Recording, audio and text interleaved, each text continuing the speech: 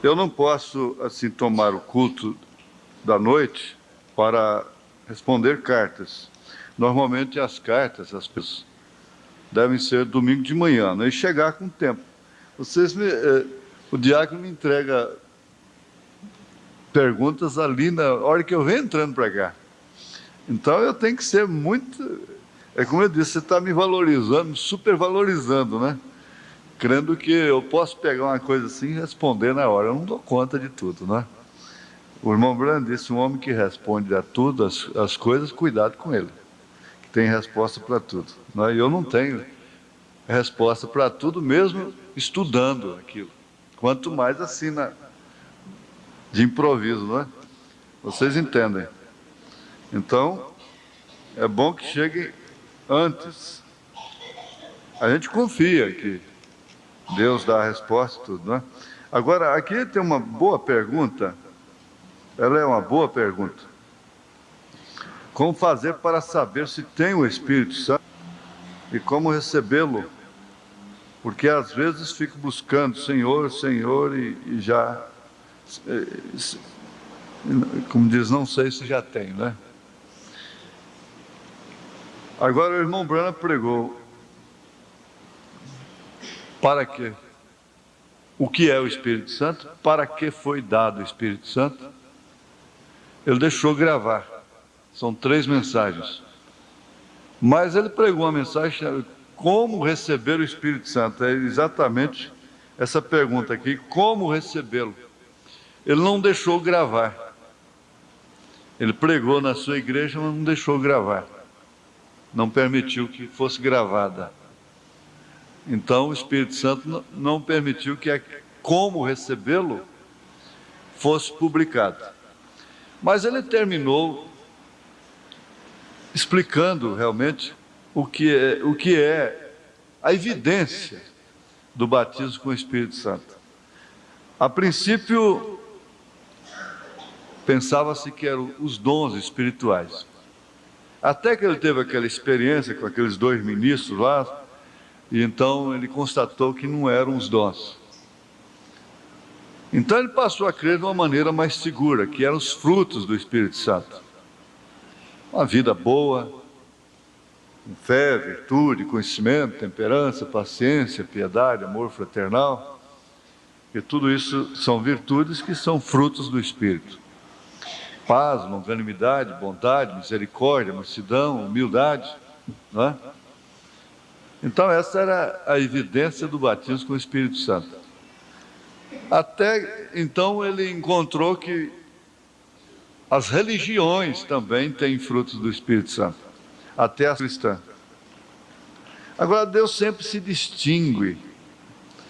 Houve um tempo, nós entendemos que a evidência do batismo do Espírito Santo era crer na mensagem de Lutero. Era tudo isso. Depois foi na mensagem de Wesley. Depois a evidência eram de fato os dons espirituais. Mas aquilo passa. Talvez seja a razão porque ele não deixou pregar, gravar. Não sei se está incluído isso aí. Porque passa, Deus vai mais na frente. Ele continua com a coluna de fogo lá no deserto, ela não ficava parada só num lugar, ela prosseguia. E o povo tinha que continuar. Até que Deus o revelou que a evidência do batismo com o Espírito Santo é uma fé genuína. Agora, veja se isso responde bem para o irmão ou irmã. É uma fé genuína na mensagem. Eu creio que você tem essa fé genuína na mensagem, na palavra. Então, isso é uma evidência que você tem o Espírito Santo. Porque é justamente isso que vai segurar a pessoa e responder à próxima pergunta aqui, que às vezes até o marido fugiu da igreja, da mensagem, porque o profeta, porque se fala das igrejas, fala de caçada. Ora, irmã, aí eu falo com todo respeito, o profeta, a mensagem não fala das religiões, das igrejas. Ele não fala isso. Isso aí, eu não sei o que o irmão vinha na igreja e só ouvia essas coisas, porque é pregado, é lido, tantas outras coisas superiores a isso, e ele pegava só essas coisas, pegava só o negativo. Porque olha o tanto de gente que está firme e que vai morrer firme, ouvindo as mesmas coisas que ele ouviu e que a irmã ouve. Por quê? Isso se repete, o que aconteceu lá no deserto se repete, nós acabamos de ouvir no rádio, Coré, Datan, tiveram motivos para fazer grupos e saírem, mas a terra os engoliu. Agora a vantagem é essa, ficar em casa, afastar da comunhão. Por quê? Porque a mensagem fere as igrejas, as religiões, porque ele caçado uma coisa. Ora, ele era um homem do deserto, não teve nada que problema pudesse dificultar isso, não é? E onde se reúne o ser humano tem que ter falha. Vamos ter falhas, nós temos errado e vamos errar mais. Agora, combinando com essa outra pergunta, a fé genuína na mensagem, o Espírito Santo, te faz ficar num lugar, mesmo incomodamente. Onde é que nós vamos ter um lugar cômodo, descansado? Tá certo, vamos deixar aqui, vamos para outro grupo. Lá então nós temos um santo. Lá não tem erro. Eu estava prestando atenção no programa ali, vendo como a música combina com a mensagem, o que isso tem feito no Brasil todo. Mas eu tive uma época que tive tanta luta, tanta perseguição por esses discos no rádio. É igual a imagem. Foram os discos no programa. Chegaram até me afrontar por causa dos discos, dos hinos no programa de rádio.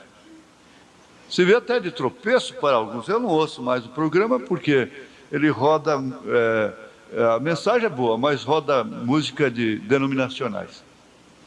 Ora, um denominacional me escreveu, escuta, o senhor não crê em três pessoas distintas, não crê na Trindade, nas três pessoas distintas, mas, no entanto, o senhor está rodando hinos aí das denominações, das igrejas que creem. Eu disse para ele, eu respondi para ele, meu irmão, eu não sou culpado dos cantores cantarem para Jesus. O que eu estou rodando aí, isso é como comer um peixe, um frango. Você tira o osso e come a carne. Come a carne e deixa espinho. Agora, o que eu estou pondo no rádio não está, pelo contrário, está pregando. Conheço um nome tão maravilhoso, não é? Eu amo este nome. Só o nome de Jesus que vocês cantam, e por que vocês creem em três pessoas? Olha, veja quantos hinos gravados em disco, em LPs, que pregam o nome de Jesus. Só o nome. É muito raro. Nos salmos e hinos nós encontramos um ou dois, três hinos que é em louvor da Trindade, do Deus Trino. Agora, hoje, isso é superado, é claro que é superado. Por quê? Já viram, os que tinham que ficar, um pequenininho, número muito pequeno, que teve dificuldade com aquilo, a maioria entendeu, e quem não entendeu, iria de qualquer forma por outro motivo. Quem vai, motivo não vai faltar, não. Então é como o irmão Sidney Jackson, ele já partiu, foi amigo do profeta, o irmão Branham faz menção dele na mensagem, e eu ouvi ele dizendo lá na Alemanha, ai de nós se não fosse a carta de Corinto, de São Paulo, a igreja de Corinto. E a igreja de Corinto teve tanto problema, tanta dificuldade, no entanto o pastor dela era São Paulo, um homem que Deus fez e perdeu a forma. A igreja do irmão Branham tinha tanto problema, você acha que não... Tem gente que voltou para a igreja católica, ovelha do irmão Branham. Quantas pessoas saíram de lá com idade? Então, se nós formos olhar isso, o caso de Ló e sua esposa acontece também hoje no Evangelho, na graça, acontece também, minha irmã, em relação à esposa e marido. Há muitos maridos que olham para trás e viram a estátua de sol, mas você continua a sua viagem. Continua, irmã, continua, ânimo e coragem. Agora, quanto a você não ter se casado de noiva, a culpa não é do profeta, não é da mensagem, a culpa é minha. Você não pode culpar o profeta, escandalizar com o profeta, Até eu, eu, eu louvo a sua atitude aqui, até é louvável, né? Porque a irmã está mais responsabilizando a mensagem do profeta por causa disso. Mas não é tudo que nós fazemos que a mensagem requer, que o profeta é responsável, não. Ele só é responsável pela palavra que ele prega, né? Agora, lá na Avenida Goiás, quando você se casou, a coisa foi diferente. Nós tivemos muito legalismo, muita coisa errada. Nós fizemos coisa errada demais. E ainda vamos fazer. Mas aquele chão lá, não tinha nem cimento. Não tinha nem cimento. Você se lembra, era terra pura, batida. E começou aquele ambiente social entrando e coisa e tal, e as noivas entrando com aquele. Isso era problema delas, não é? Não era problema nosso, meu. Sujar o véu, sujar o vestido, sujar, né, na terra lá. Não era problema meu. Eu sei que algumas moças ficaram feridas com isso.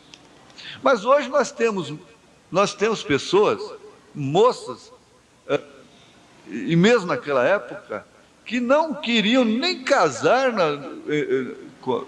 casaram-se no escritório, até hoje ainda tem, que preferem casar separadamente. É uma questão de gosto, é claro. Mas aqui não se pode culpar a mensagem, não. Não é da mensagem, porque a pergunta parece assim um tanto escandalizada com o profeta. Por que a mensagem, não é? Eu estou encarando sua carta com todo respeito e temor. Mas para me te ajudar, eu tenho que mostrar isso.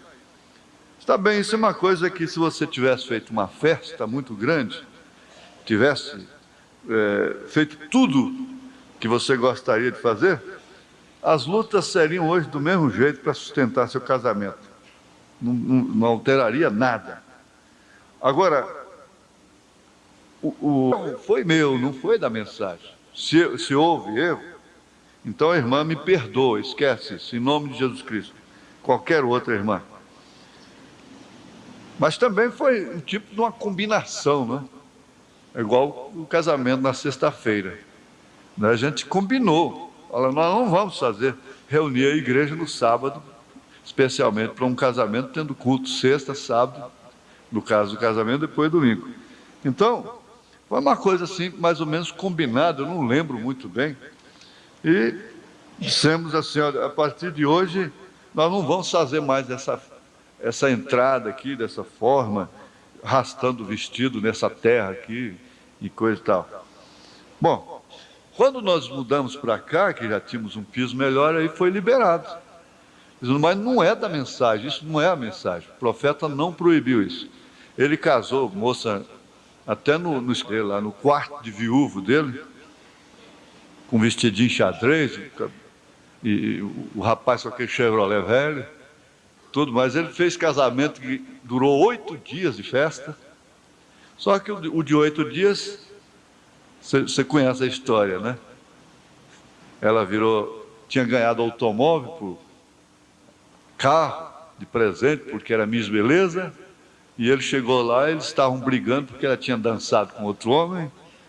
Quando ele chegou lá naquele casalzinho que casou sem nada disso, ela estava sentada no colo dele, acariciando e consolando, porque ele estava triste, porque não podia não deu conta de dar um vestido para ela naquele mês.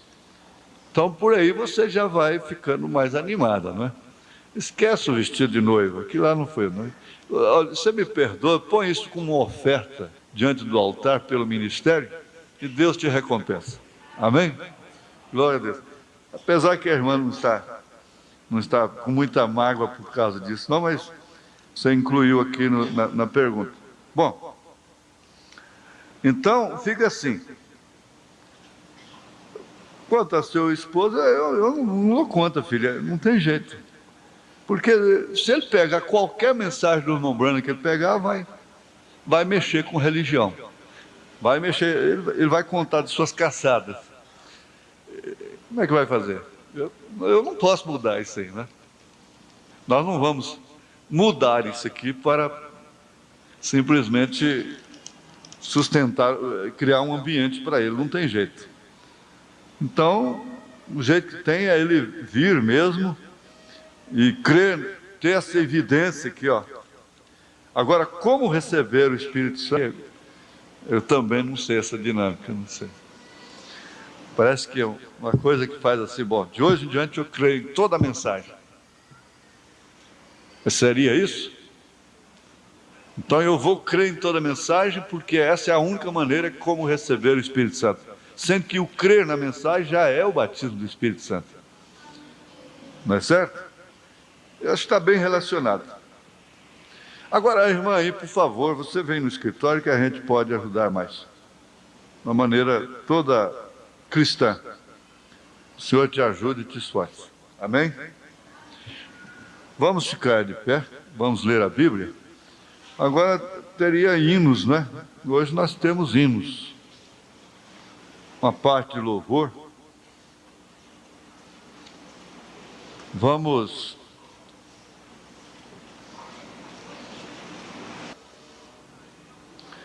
E eu, quando o vi, verso 17, caí a seus pés como morto, e ele pôs sobre mim a sua astra, dizendo-me: não temas, eu sou o primeiro e o último, e o que vivo e fui morto, mas eis aqui estou vivo para todo sempre. Amém.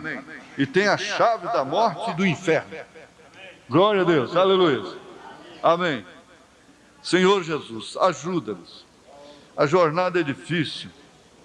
Nós temos muitas queixas aqui, às vezes uns dos outros, dificuldades, mas nada disso deve impedir o principal, que é chegar do outro lado do rio, vitoriosos, pela tua graça, pelo teu amor, pela tua compaixão. Abençoa todos os corações.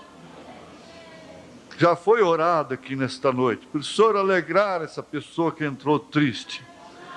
Em nome de Jesus Cristo, eu creio, Senhor, que o Senhor está na direção desse trabalho.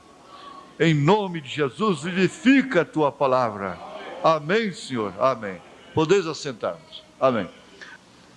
Não temas, eu sou o primeiro e o último, e o que vivo e fui morto, mas eis, estou aqui vivo, para todo sempre. Amém. E tenho as chaves da morte e do inferno. Gente, isso é a razão. Vamos dizer, se há razão, como Paulo mesmo usa aquele termo, a justificação da nossa fé. A visão de Patmos 73, começando aí. Então, justifica-se começando pela tumba aberta. Veja, minha irmã, como você, que diz que estava triste. Há milhões na terra tristes, que não tem uma igreja, que não tem uma mensagem, que não tem um pastor a quem eles escreverem, com a confiança que você escreve. Eles não têm um profeta de Deus para consolá-los. Porque só esse fato aqui é um grande consolo. É muito mais do que comprimido, do que qualquer medicamento. Porque nós sabemos que remédio não cura. Remédio não cura a alma. Remédio ajuda a natureza a curar o físico, mas não a alma. Então o profeta, enfrentando aquela hora tão terrível na sua vida, com seu pai morto, na sepultura, o seu irmão ainda com flores na sepultura, a sua esposa morta ali no necrotério, e sua filhinha única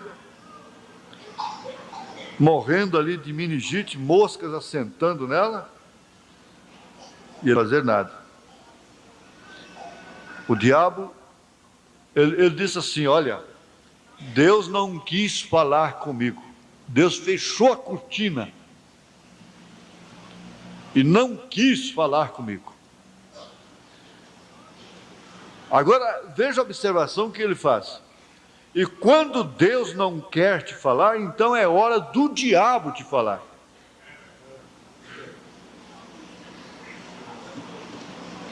Então é hora do diabo aproveitar. Ele é oportunista. Através do raciocínio, da razão. Então vem aqueles pensamentos, aquelas coisas.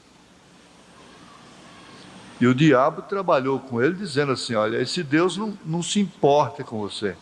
Ele cura cancerosos, ele faz tudo para os outros através de você, mas para os seus mesmo ele não faz nada.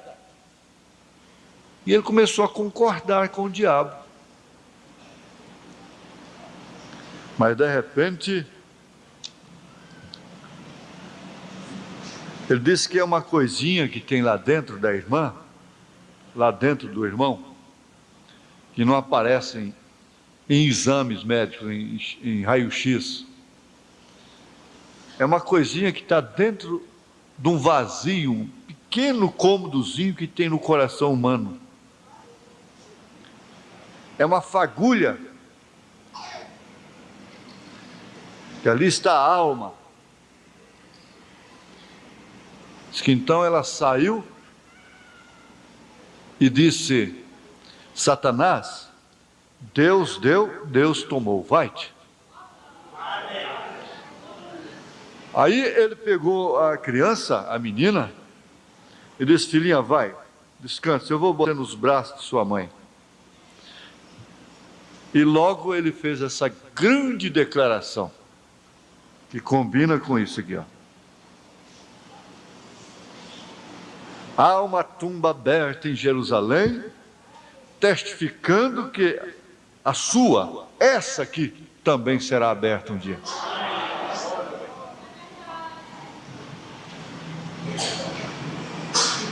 Então ele foi morto.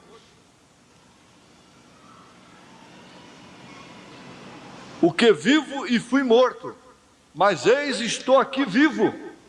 A minha tumba está aberta.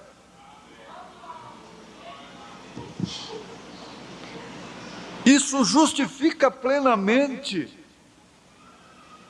a nossa fé, conforme São Paulo nos assegura, nos chama a atenção, nos confirma, nos afirma. Na sua primeira carta aos Coríntios, capítulo 15. O profeta diz: nenhum ser humano poderia aguentar o efeito completo daquela visão. E João, mais do que qualquer irmã aqui, do que qualquer pessoa, do que qualquer irmão, tinha razão sobeja para estar triste, contrariado, não ir mais na igreja. Por quê? Porque ele, sendo tão fiel, Deus deixou que ele fosse lançado num tacho de azeite, fervendo, por 24 horas. Mas a diferença está exatamente isso aí. Você cai no tacho de azeite? Cai. Você cai na fogueira? Cai. Só que você não se queima. Está sofrendo ali? Está. Só que você não morre espiritualmente. Você não morre na fé. Agora, aquela visão, ela foi tão estupenda, tão poderosa, tão maravilhosa, que o profeta diz: nenhum ser humano poderia aguentar o efeito completo daquela visão. Nenhum ser humano. Depois de sofrer o que estava sofrendo, no exílio, completamente abandonado.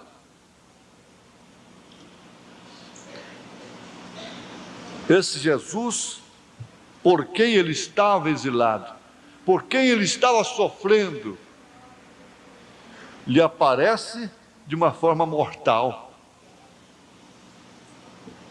Por que não lhe apareceu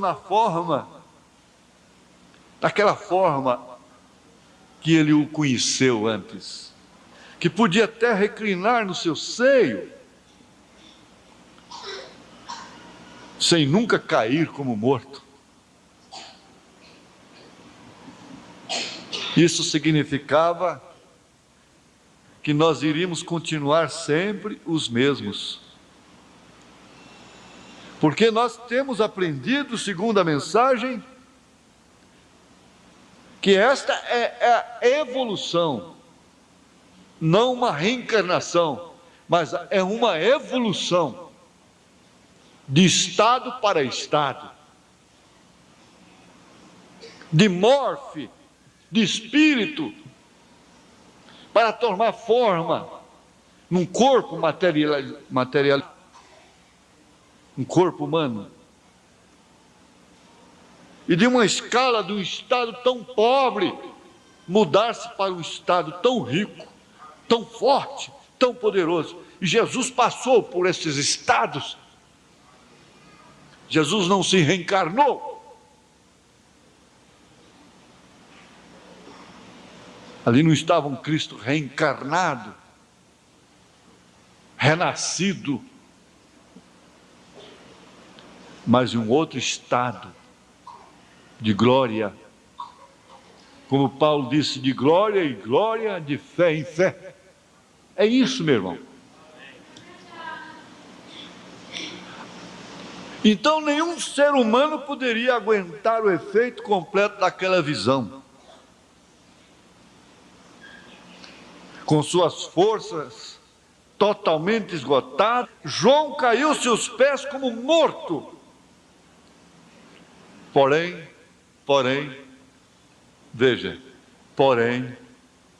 a mão amorosa do Senhor lhe tocou, e em voz de bênção lhe disse: não temas, não tenhas medo,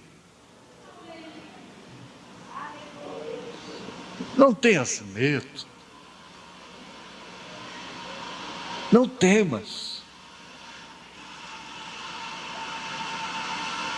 O povo lá em Israel disse: fale Deus com Moisés, e Moisés fale conosco, para que não morramos.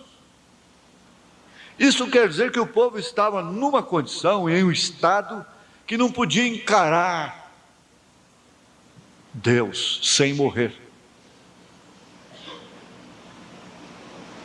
Essa dimensão em que vivemos, nós nunca poderemos chegar lá.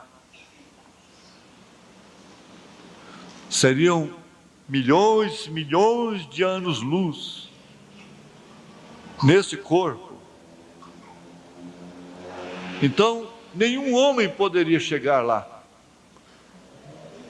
Mas quando sai dessa prisão, desse conteúdo, desse meio, é uma questão de dimensão. Numa fração de segundo já está lá. Isso é profundo. Mas você tem que enfrentar essa dimensão, sabendo que muitas coisas afrontarão a sua fé, tentarão te por terra. Isso não significa que sejam elas somente o superpoder de Deus.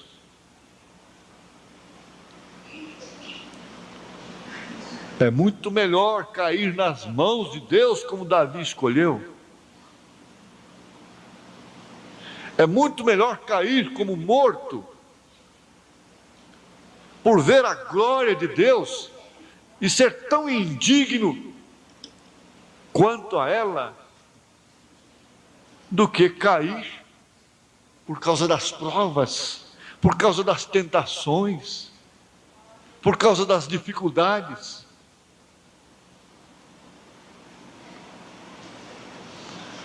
Eu sou o primeiro e o último.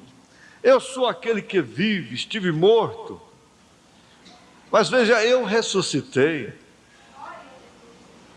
Eis que estou vivo pelo século dos séculos. Que há que temer? Não há nada que você possa temer. Não há nada que possa viver te entristecendo.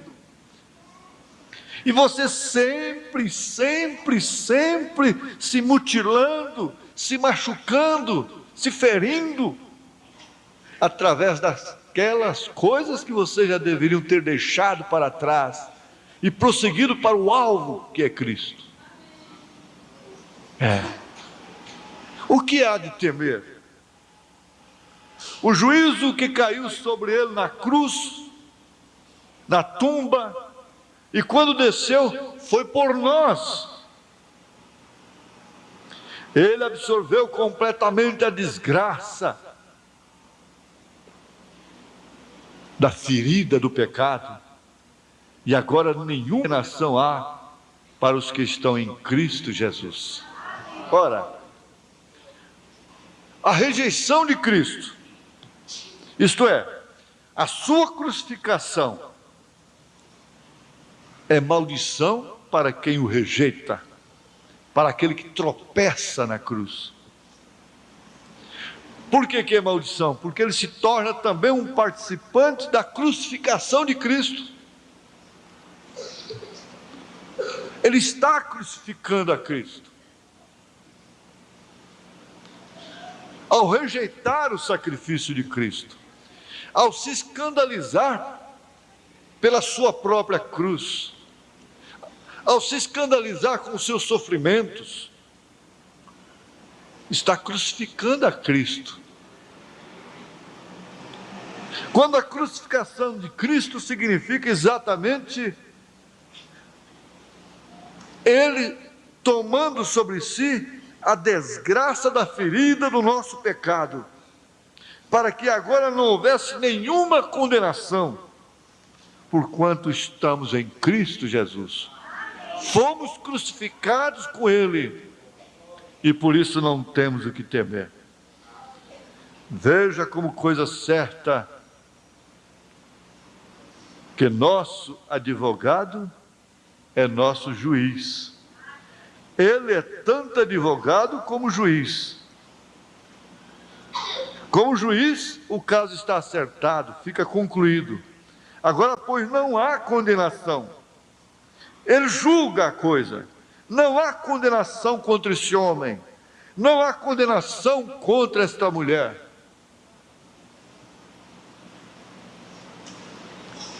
Então, o seu sacrifício na cruz teria sido completamente em vão, se houvesse de fato um suposto purgatório depois da morte, para purificar a alma. Significa pisar no sangue de Jesus Cristo, conforme Hebreus capítulo 6, estabelecer que o homem tem que se reencarnar. Isto quer dizer que Jesus morreu lá na cruz, para quê, afinal de contas? Ele está dizendo aqui, foi justamente para tomar sobre si a desgraça da ferida do pecado.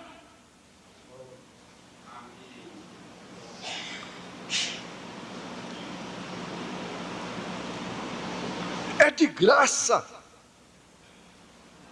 Sofre-se as consequências do pecado na carne, porque nasce-se do sexo e por isso tem que morrer, adoece, tem impactos, tem diferença social, tem decepções, tem que se adaptar a meios, sujeitar-se a meios, a transportes, ao espaço, está sujeito à física. É uma dimensão que está sujeita a uma lei, chamada lei da física, que ocupa espaço, que não se pode trombar corpo com corpo, sem haver colisão, sem haver danos Um corpo não toma o lugar do outro, a menos que o outro se afaste dali, dê aquele lugar, ou absorva aquilo. Então tem que se entender que nós estamos vivendo numa dimensão que por si carrega o juízo de nascer e de morrer. Entre isto tem choro, tem alegria, tem tristeza, tem saúde, tem dor, tem doença, tem decepções, tem dificuldades, mas tudo termina nisso: nascer, morrer. Agora, o que viria além disso, sobre isto? Que recompensa haveria quando Jesus Cristo tomou sobre si a única causa pela qual nós não poderíamos jamais apossar daquele corpo que não mais estará sujeito a esta dimensão, ao espaço, à luz, ao tempo. As coisas que impedem realmente o homem de chegar aos céus, Jesus já tratou com elas. Já resolveu o problema. Não pode existir outro meio, de forma alguma. E nós queremos questionar com os nossos sentimentos.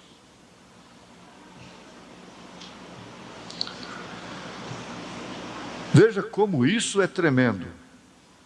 Se você recebe de fato a morte de Jesus Cristo como propiciação pelos seus pecados, então você não tem por que pensar em outro meio, porque já não há mais condenação nenhuma para você, porque você está em Cristo Jesus.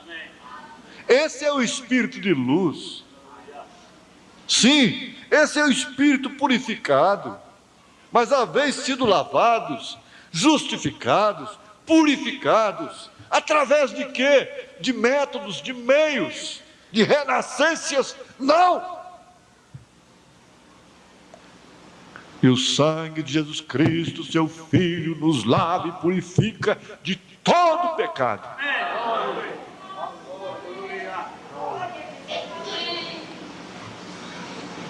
De todos os pecados.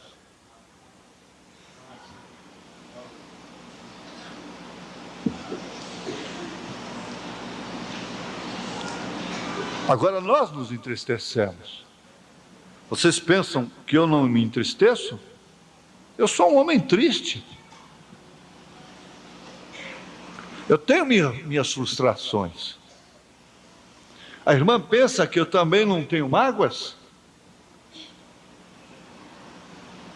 Ou você vai pensar como aquela santa e piedosa irmã pensava, tão humildemente, de uma maneira tão sincera, que eu nem comer não como.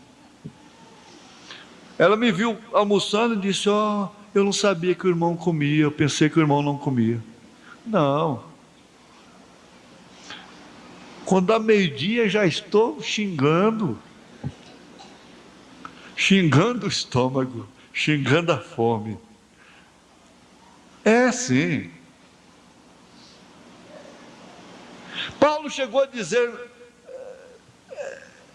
não há quem peque sem que eu me abrase.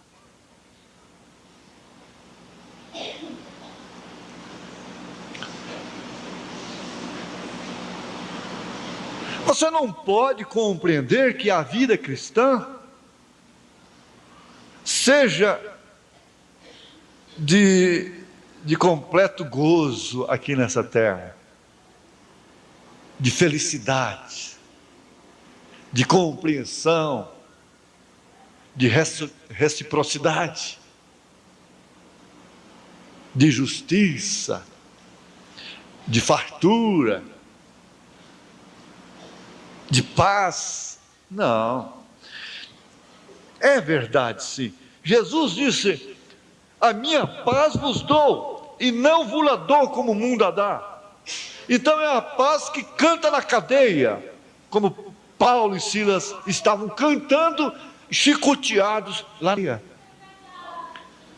Não como o mundo a dá. É a paz que fez Pedro dormir na cadeia sem tomar nenhum psicotrópico. Pedro estava dormindo na cadeia, quando no outro dia o seu pescoço ia ser cortado. Isso quer dizer que ele estava dando a paz, ele estava cumprindo aquilo que realmente ele havia dito, o que realmente havia dito: a minha paz vos dou, não vos la dou como o mundo a dá. Porque o mundo dá paz quando você tem saúde, quando você tem dinheiro.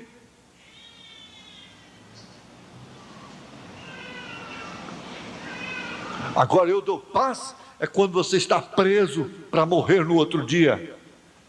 Eu dou paz é quando você foi humilhada lá na igreja.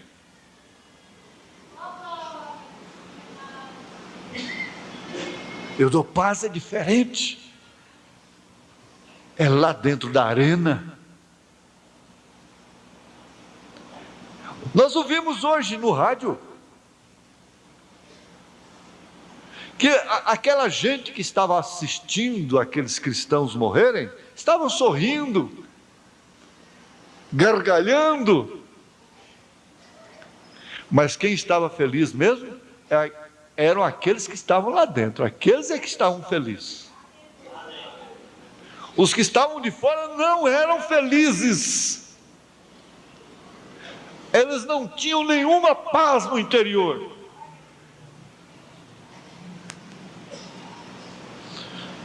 Agora, eu estou falando de uma coisa que eu tenho experimentado, e você também tem experimentado. Você também tem experimentado isso. Agora, aquela paz que Pedro teve naquela hora, veja, Tiago já havia sido morto. Haviam amputado seu pescoço, que era Pedro e Tiago, que seriam mortos. Logo em seguida, Pedro. E a Bíblia diz que ele estava dormindo na cadeia quando o anjo lhe despertou. Vamos embora, vamos. E foi abrindo portas, cadeados, destrancando ferrolhos, até abrir o portão lá de fora da penitenciária, da cadeia.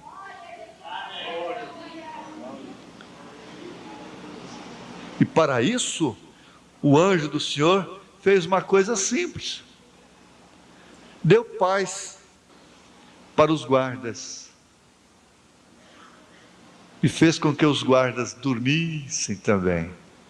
Os portões estão abertos e os guardas estão roncando, sendo abertos. Bom, pastor, aí tá tudo bem, agora só que os meus portões não estão se abrindo, estão se fechando cada dia que passa. Olha, nós aprendemos uma coisa que para mim foi um destaque muito profundo. Eu vou repetir isso muitas vezes. Vou repetir isso quantas vezes puder. Aquele ministro se escandalizou com a Bíblia, com Deus, porque ele ungiu uma mulher, uma irmã, com óleo, e aquela irmã morreu, faleceu. E a Bíblia diz: se está alguém entre vós doente, chama o presbítero, ele unge com óleo, então o enfermo será curado. Ele se escandalizou e disse: Deus não cumpre a sua palavra. Se escandalizou com a mensagem, se escandalizou com o profeta, se escandalizou com o próprio Deus. Mas o Espírito nos chamou aqui a atenção de uma coisa muito profunda. A igreja tem que perceber isso, porque senão pode precisar, e pode murmurar, pode morrer espiritualmente, o que aconteceu com aquele ministro. O Espírito nos chamou a atenção disso aqui, que ele não tinha revelação. Ele não parou para observar isso, que Deus se cumpriu uma promessa muito superior à de curar. Quando aquela irmã morreu, Deus não estava deixando de cumprir a sua promessa. Deus não estava velando, quer dizer, Deus não tinha deixado de velar sobre sua palavra. Por quê? Ele não está obrigado somente a curar. As suas promessas não é somente de curar, as suas promessas também têm aquela de levar. Ou você quer ficar como aquela irmã anciã, já alcançada pelos anos, velhinha já. E o ministro, o pastor, foi visitá-la e foi orar por ela na despedida. E ela sofrendo muito. Ah, pastor, ore por mim. Pois não, irmã, nós vamos orar. Senhor, Senhor, tua serva já viveu muitos anos, já cumpriu a sua missão aqui na terra, agora despede ela em paz, descansa ela na glória. Ela disse, Ela não disse amém. Ela disse, Deus não está obrigado a cumprir só uma coisa que nós tomamos ali. Por isso essa doutrina de abrir a Bíblia e botar o dedo ali, ela é perigosa. Já levou gente a se enforcar. E Judas saiu e fez o mesmo. E saiu e foi se enforcar. Não, mas será que Deus está falando comigo? Botou o dedo de novo, saiu lá na parábola do samaritano. E tu faças o mesmo. A pessoa foi e se enforcou. Você tem que entender que quando Deus não está cumprindo uma coisa, é porque Ele está cumprindo outra. Outra melhor até. Marta e Maria não murmuraram, não se queixaram, porque Jesus não respondeu às suas orações. Elas mandaram um mensageiro, dizendo, aquele a quem tu amas está enfermo. Jesus tinha dever moral, porque quando um ministro, um obreiro resolve hospedar na casa de um irmão, de uma família, ele se compromete com aquela família, ele está comendo do seu pão,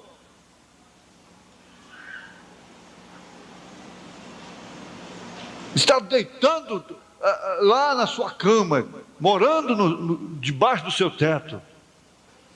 Então aquele ministro automaticamente fica comprometido com aquela família bem-aventurada, muitas vezes entre aspas. E Jesus se hospedava com Marta e Maria e Lázaro, comia com eles, mas não se constrangeu pelos favores que havia recebido. Aquilo era privilégio para eles.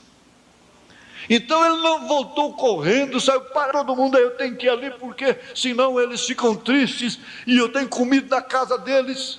Não, ele não fez isto. Isso é um bom exemplo para muitos ministros, que circunstancialmente às vezes têm que sujeitar-se a determinadas condições. Ele não foi constrangido, ele demorou, e Lázaro morreu.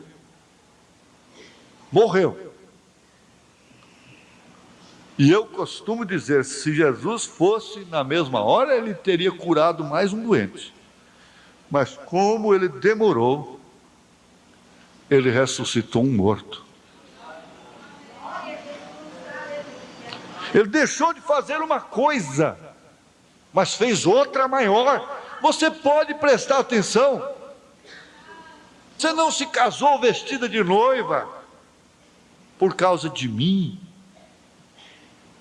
Você pediu ajuda e eu estou procurando te ajudar. Mas em compensação, Deus me usou para te dar a mensagem da hora. É um véu muito superior, bilhões de vezes superior a este aqui. Ele fez uma coisa muito melhor.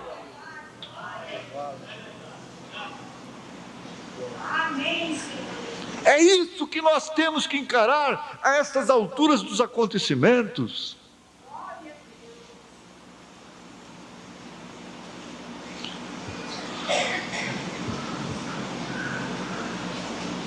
Ele quer te vestir de branco, de noiva. Às vezes tem irmãs que carregam essa mágoa a vida toda. Eu nunca tive a oportunidade, a felicidade de me vestir de noiva. Não teve? Sim, não teve. Mas você vai ter. Paulo disse: eu tenho que vos apresentar como a noiva a Cristo.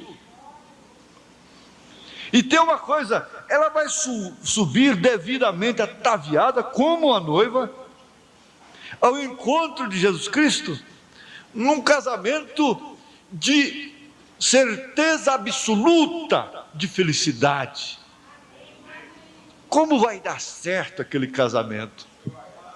Não vai dar certo só para as bodas de ouro, bodas de prata, bodas de ouro depois. É bodas de diamante, de safira, de esmeralda, de tudo quanto é pedra que existe no mundo, porque é bodas de eternidade, de eternidade. Você é noiva, você está vestida de noiva. Aleluia!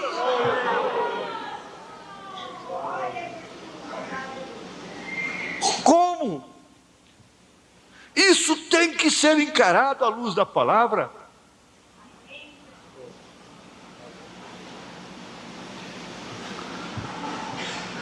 Eu tenho que parar. Mas é tão bom, não é?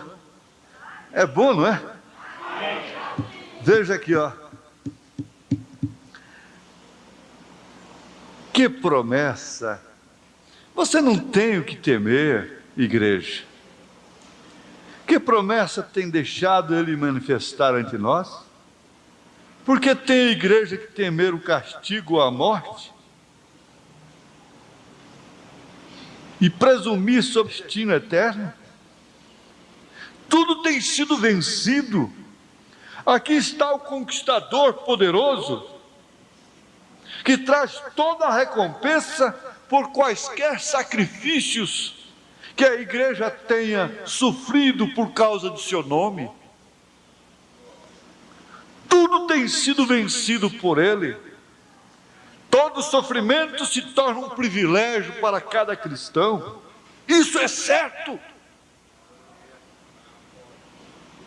Aqui está o que conquistou os dois mundos: o mundo visível e o mundo invisível. O mundo visível, esse que você pode ver, esse que você pode sentir, esse que você pode apalpar, esse que você pode ver no espelho. Esse material, a qual será possuída por Ele e por todos que venceram com Ele. O invisível se trata exatamente daquilo que Paulo disse aos Hebreus capítulo 11, quando disserta sobre o que é fé. Fé é o firme fundamento das coisas que se esperam e a prova das coisas que não se veem. Amém? E aqui ele diz, ainda em 2 Coríntios capítulo 5, capítulo 4, verso 16: por isso não desfalecemos, mas ainda que o nosso homem exterior se corrompa, o interior contudo se renova de dia em dia, porque a nossa leve e momentânea tribulação produz para nós um peso eterno, glória muito excelente. não atentando nós nas coisas que se veem, mas nas que se não veem, porque as que se veem são temporais, e as que se não veem são eternas. Oh, que grande recompensa! Qual a fonte, qual o poder, qual o conquistador do mundo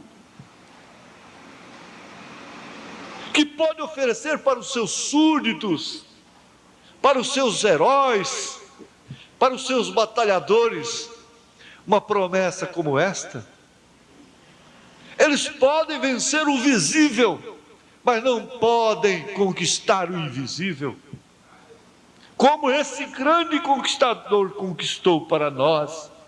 Veja como isso é bom, como isso é bonito. Alexandre, que conquistou o mundo na idade de 33 anos, e não tendo outra coisa que conquistar, morreu vítima do pecado e de uma vida licenciosa. Não como Napoleão, que conquistou toda a Europa, porém finalmente foi derrotado em Waterloo e foi deportado a Elba, somente para encontrar a si mesmo conquistado. Porém nada pode conquistar a Cristo, aquele que desceu, agora subiu acima de todos, e a Ele tem sido dado um nome que é sobre todo nome. Sim, Ele conquistou a morte, o inferno e a tumba, e tem as chaves deles.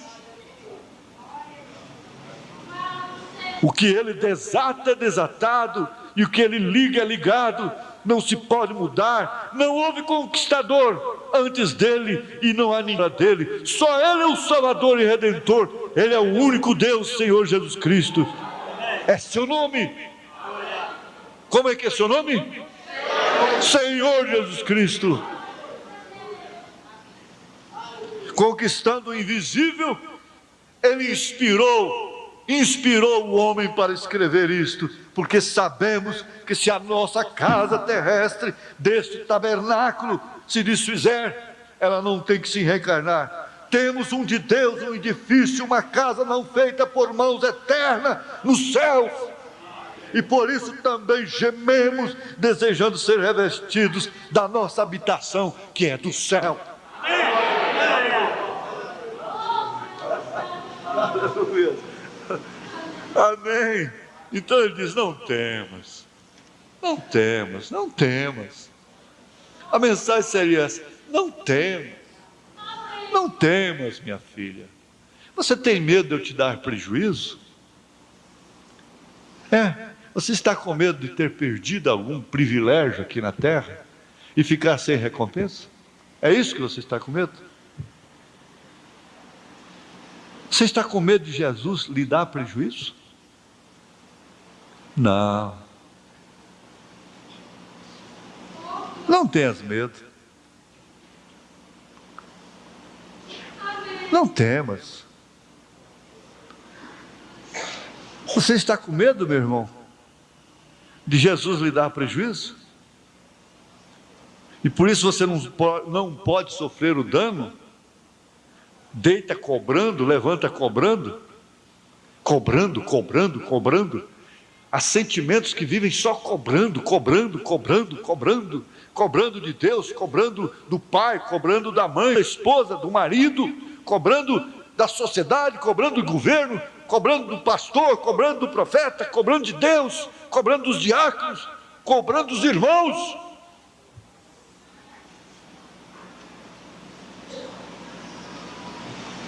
Você tem medo de Deus lhe dar prejuízo? Ele disse assim, não há quem sofra dano por mim, pelo meu nome aqui na terra, como seja perder pai, mãe, filho, mulher, casa por causa de mim, que não receba 100 vezes mais aqui na terra, e a glória, o reino eterno. Você pode notar que nós temos recebido 100 vezes mais. Qualquer um aqui já recebeu 100 vezes mais. Vamos ver aqui ainda relacionado com isso aqui, só um pouquinho. Por que Paulo está dizendo aos Romanos capítulo 8, verso 18: porque para mim tenho por certo que as aflições deste tempo presente não são para comparar com a glória que em nós há de ser revelada.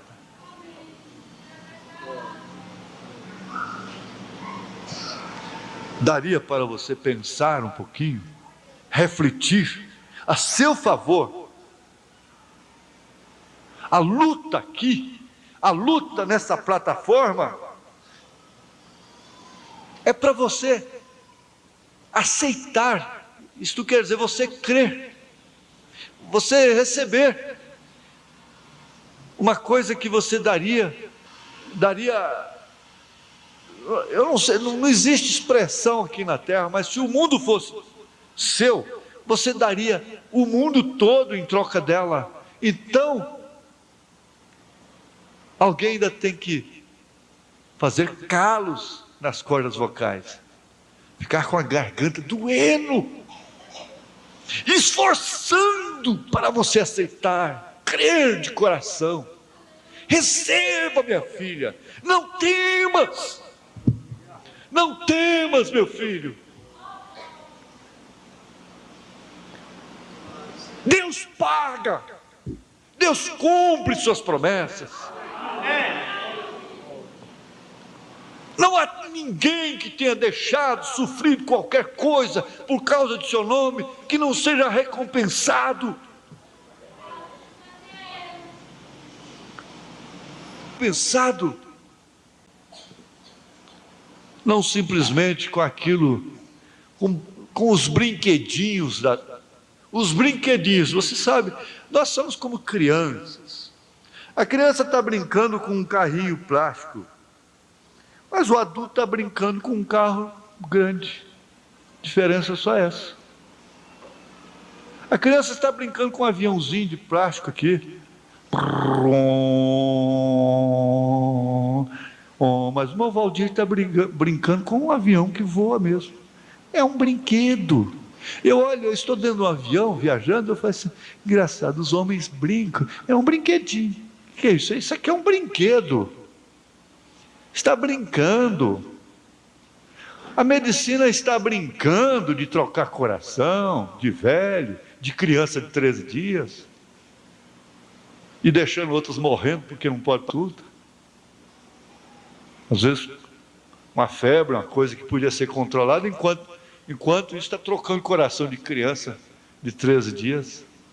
É show científico, aventuras, especulações. A ciência está brincando, tudo é brinquedo. E se Deus tira um brinquedinho desse da mão de um filho, eu não vou mais para o céu. Não quero ir mais para o céu, não. Ele diz, não é isso, tudo que eu tenho para você, não é isso não. Você quer ver? Eu vou te dar um exemplo. Vai lá e tira tudo que ele tem. Lê o livro de Jó. Vai lá e acaba com os brinquedos dele. Aí eu brinquei muito de fazenda. Eu fiz muito boizinho de jiló, boizinho de sabu, de milho. Fiz carro de boi. Pastei muito igual boi. Eu pastei a erva de Santa Maria, o mastruz, aquilo, é por isso que é bom, né? Eu brincava. Depois ia ruminar. Deitava, bom, brincando. E Jó tinha umas brincadeiras assim com os bois de verdade. E tinha as coisas, vai lá e tira os brinquedos dele. Porque você quer ver a criança, tira o brinquedo dela, vê?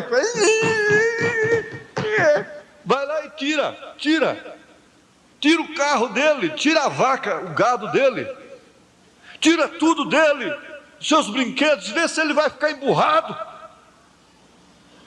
Lá na parede, lá.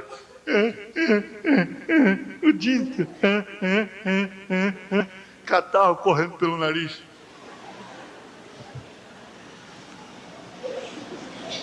que foi? Ela tomou minha boneca. Minha boneca. Pois, vamos ver se o Jó vai ficar assim quando tomar os brinquedos dele. Os brinquedos de verdade. Mas o diabo quebrou a cara. Ele foi lá e tirou tudo. Quebrou os brinquedinhos de Jó, tudo. Jó não ficou emburrado. E ele fez mais outra. Foi lá e tirou até a saúde dele. Jó não ficou emburrado.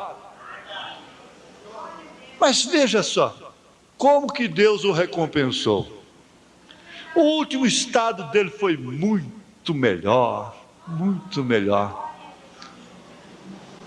Aquela menina enfiou a mão na jarra, que era uma relíquia, para pegar uma moeda. E pegou a moeda e não abria mais. Agora a família entrou em pânico, porque não conseguia tirar a mão da menina de dentro da jarra.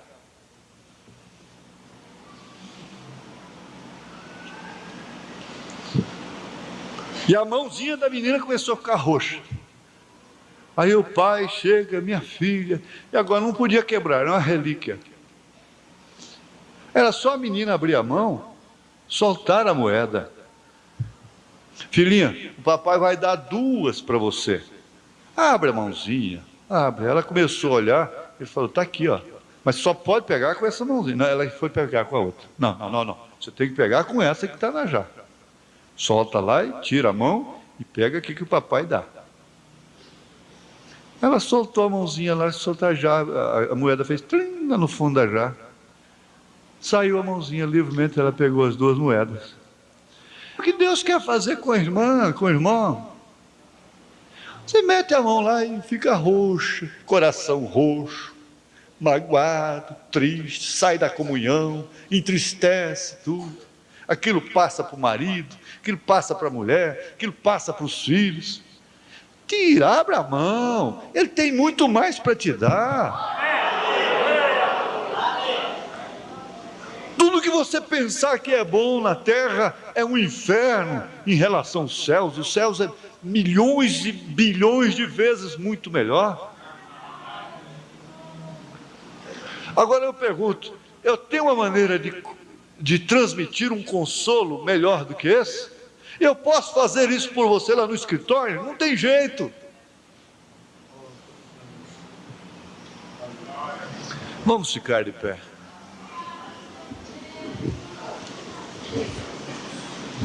Eu sei perfeitamente que a palavra não volta vazia. Não volta vazia. Vale a pena lutar. Vale a pena.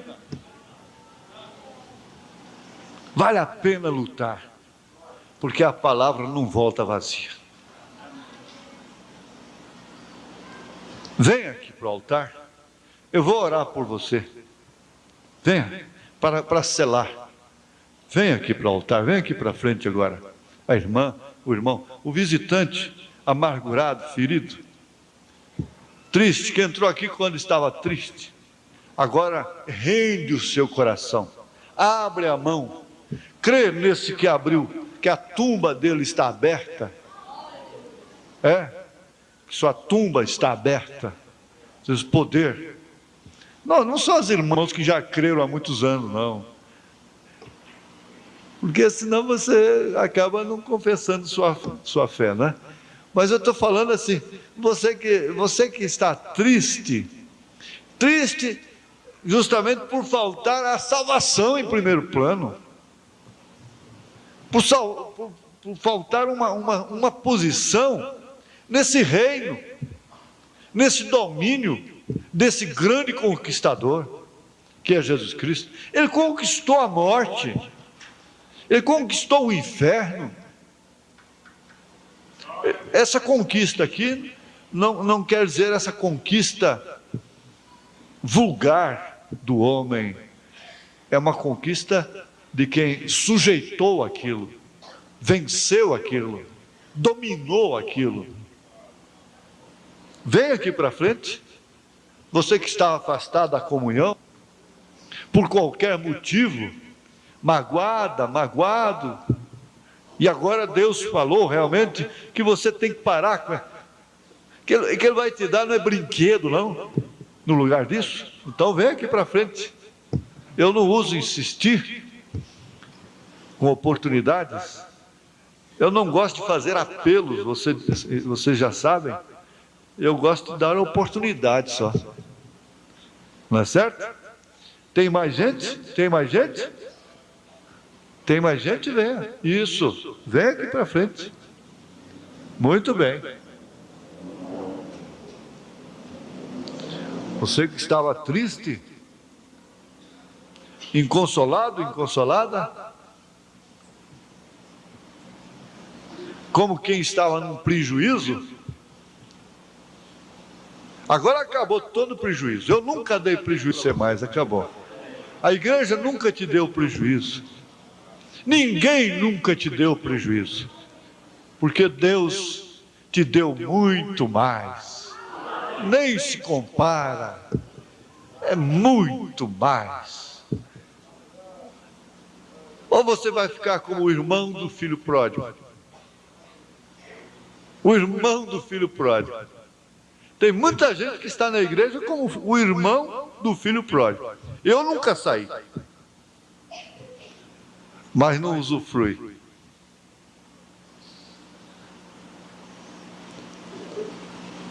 Haveria mais alguém? Isso, rapaz. Boa coisa você está fazendo. Boa coisa vocês estão fazendo. Eu sei que isso é sem emoção. Isso é muito bom. Muito bom. Muito bom mesmo. Quanto é que Jesus deve para você? Pode falar que eu pago. Fala que eu pago. Eu tenho certeza que Ele me retribui. Mas ninguém tem coragem de dizer, não, Jesus está me devendo. Jesus está me devendo e Ele é mal pagador. Nós sempre ficamos culpando uns aos outros, não é? Não, mas nós vamos parar com isso. Você vai guardar isso quando você vê menino dando birra por causa de brinquedo, você vai lembrar disso. A sua menina lá brigando, dando birra por causa da boneca, o menino dando, chorando por causa do caminhãozinho, por causa do bico, por causa disso, por causa daquilo. Você vai lembrar disso. A gente faz isso também. Vai lá, quebra os brinquedinhos dele, vê de que maneira que eles vão ficar.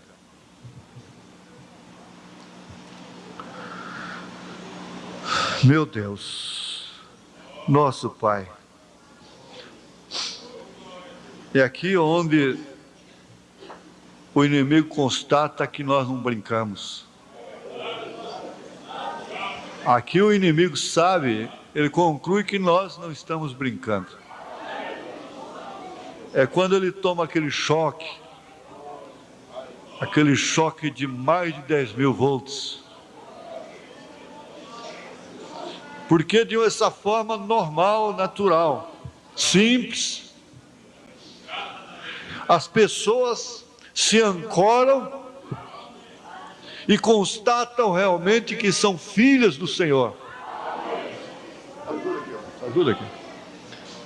As pessoas concluem que Deus tem muito mais, que o Senhor tem muito mais para nos dar.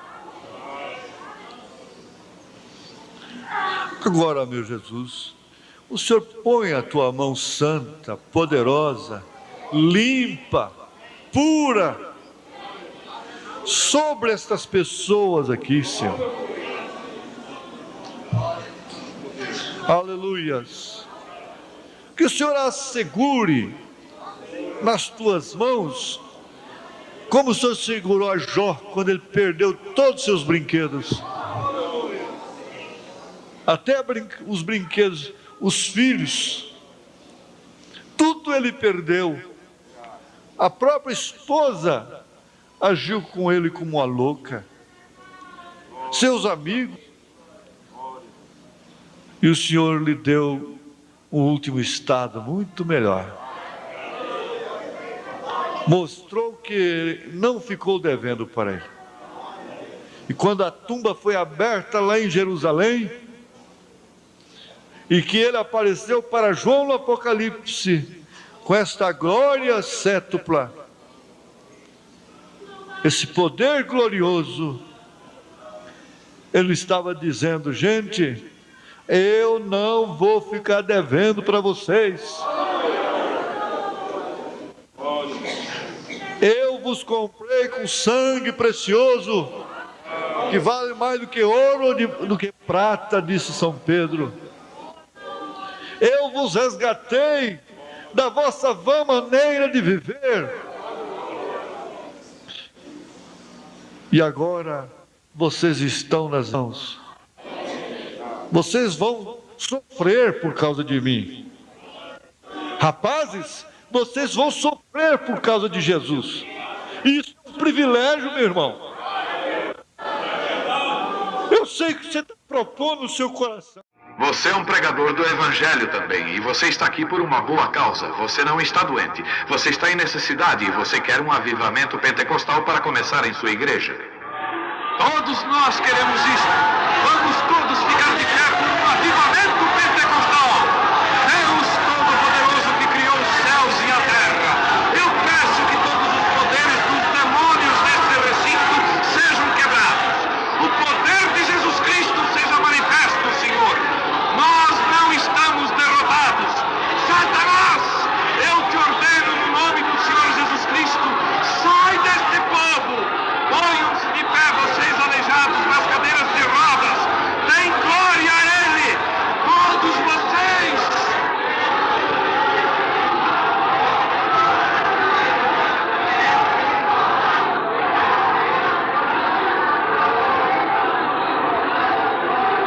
Glorifiquemos o nosso Deus.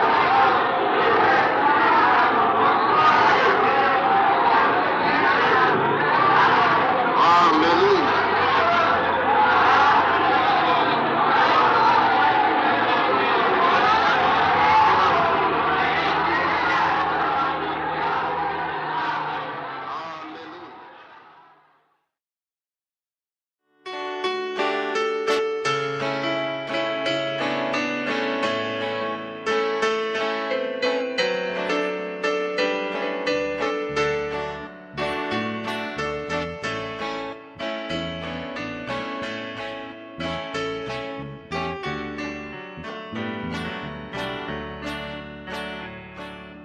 Sei que todo fim tem um começo, e às vezes é difícil suportar.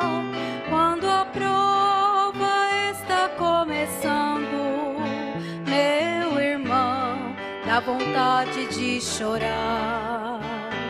Quando isso acontece, uso o joelho. Em oração vou falar com Jeová. Para Deus não é impossível.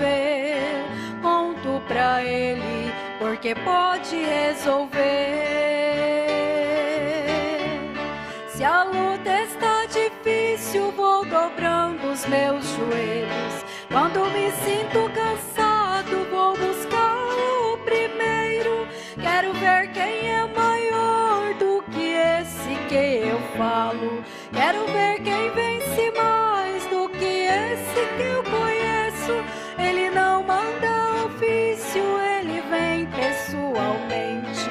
Ele não manda recado, fala tudo lado a lado.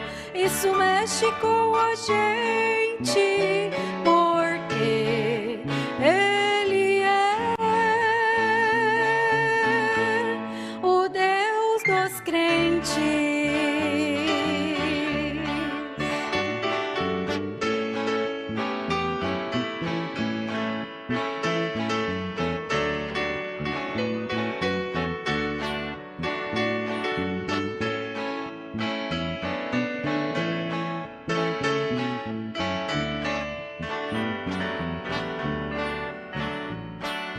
Sei que todo fim tem um começo, e às vezes é difícil suportar.